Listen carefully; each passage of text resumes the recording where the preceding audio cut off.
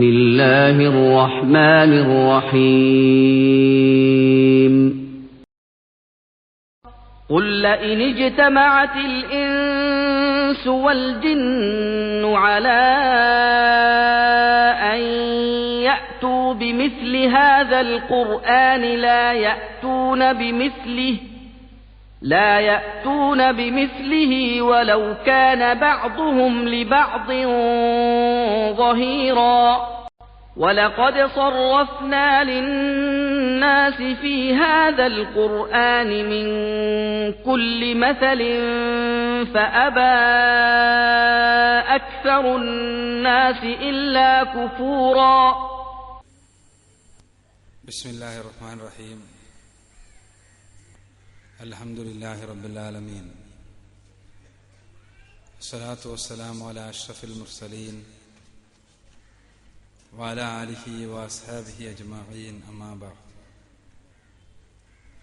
أعوذ بالله من الشيطان الرجيم. بسم الله الرحمن الرحيم. من يبتغي غير الإسلام دينا فلن يقبل منه وهو في الآخرة من الخاسرين. ബഹുമാനപ്പെട്ട നേതാക്കളെ, പണ്ഡിതന്മാരെ, പ്രിയപ്പെട്ട സഹോദരങ്ങളെ,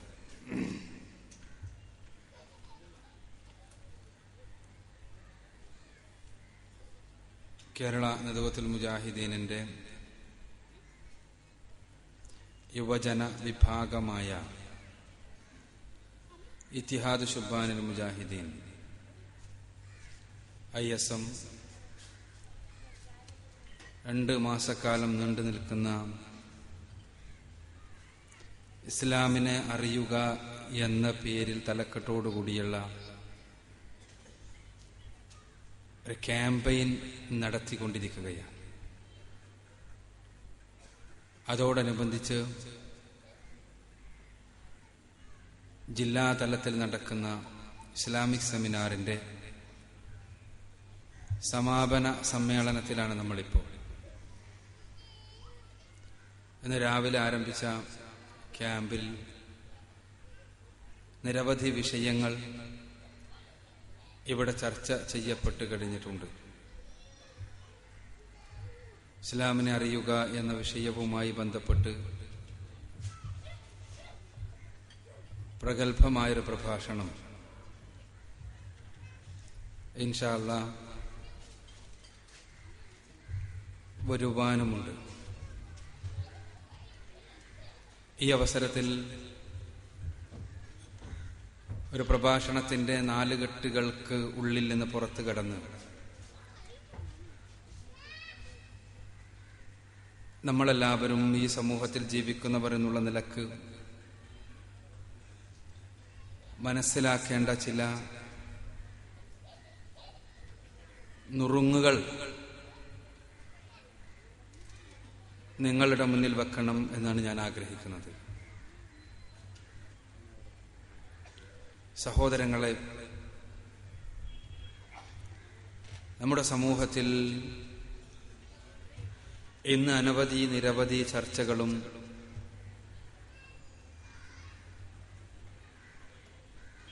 പ്രമേയങ്ങളും സെമിനാറുകളും സിമ്പോസിയങ്ങളും സംവാദങ്ങളുമെല്ലാം സംഘടിപ്പിക്കപ്പെട്ടുകൊണ്ടിരിക്കുന്നുണ്ട്. ഇവയെല്ലാം തന്നെ നമ്മുടെ സമൂഹത്തെ മൊത്തത്തിൽ സംസ്കരിക്കുവാൻ ഉദ്ദേശിച്ചുകൊണ്ടുള്ളവയാണ്. ഏതെങ്കിലും ഒരു സാമൂഹ്യ പ്രശ്നത്തെ മുൻനിർത്തിക്കൊണ്ടുള്ള ചർച്ചാവേദികളിൽ പങ്കെടുക്കാത്തവരായി ആരും തന്നെ ഉണ്ടാവുകയില്ല. നമ്മുടെ ചുറ്റുപാടുമുള്ള നീറുന്ന പ്രശ്നങ്ങളെക്കുറിച്ച് വളരെ അധികം വേവലാതിയോടുകൂടി തന്നെ നമ്മൾ ചർച്ച ചെയ്യാറുണ്ട്. ഇന്നത്തെ പ്രശ്നം ഏതാണെന്ന് ചോദിച്ചാൽ നമുക്കെല്ലാം നമ്മുടേതായ ഉത്തരങ്ങൾ ഉണ്ടാകും. ഈ പ്രശ്നങ്ങളെക്കുറിച്ച ചർച്ചകൾ ഒരു തലത്തിൽ നടന്നുകൊണ്ടിരിക്കുമ്പോൾ തന്നെ പ്രശ്നങ്ങൾ കൂടുതൽ ഉണ്ടായിക്കൊണ്ടിരിക്കുകയും സാമൂഹ്യ അന്തരീക്ഷം കൂടുതൽ വഷളായിക്കൊണ്ടിരിക്കുകയും ചെയ്യുന്നു എന്നത് പച്ചയായ ഒരു യാഥാർത്ഥ്യമാണ്. ഇന്ന് നമ്മളെല്ലാവരും തന്നെ നമ്മുടെ തന്നെ മനസ്സ് ചില പ്രത്യേക രൂപങ്ങളിൽ പ്രോഗ്രാം ചെയ്യപ്പെടുകയാണ്. നമ്മളിന്ന് വർത്തമാന പത്രം ലഭിക്കുമ്പോൾ അതിലൊരു പീഡനമില്ലെങ്കിൽ, ഒരു പീഡന കഥയില്ലെങ്കിൽ, ഒരു പീഡന വർത്തമാനമില്ലെങ്കിൽ നമുക്ക് ഒരു സസ്പെൻസ് ഇല്ലാത്ത, ഒരു പത്രത്തിനൊരു ജീവനില്ലാത്ത അവസ്ഥയാണ്. ശരാശരി മലയാളി പീഡനങ്ങൾ ആഘോഷിക്കുകയാണ് എന്ന് പറഞ്ഞാൽ അതൊരിക്കലും തെറ്റാവുകയില്ല. ഇതിന്റെ പിന്നിലുള്ള ലക്ഷ്യം എന്താണ്, അതെന്തുകൊണ്ട് ഇങ്ങനെ ഉണ്ടാകുന്നു തുടങ്ങിയ കാര്യങ്ങൾ വളരെ വിശദമായ മനഃശാസ്ത്രപരമായും സാമൂഹ്യമായും അപഗ്രഥനം ചെയ്യപ്പെടേണ്ട പ്രശ്നങ്ങളാണ്. പക്ഷേ നമ്മളെല്ലാവരും അറിയേണ്ട ഒരു സത്യം,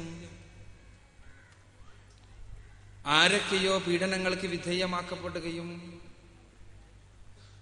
ആരൊക്കെയോ പീഡനങ്ങളിൽ പ്രതികളാവുകയും ചെയ്യുമ്പോൾ നാം അത് വായിച്ചുല്ലസിക്കുകയും രസിക്കുകയും ചെയ്യുന്നു. പക്ഷേ നമ്മുടെ എല്ലാം പൂമുഖങ്ങളിലേക്ക് പീഡനങ്ങൾ കടന്നു വരുന്നു എന്നും എന്റെയും നിങ്ങളുടെയും അനുജന്മാരും അനുജത്തിമാരും മക്കളുമെല്ലാം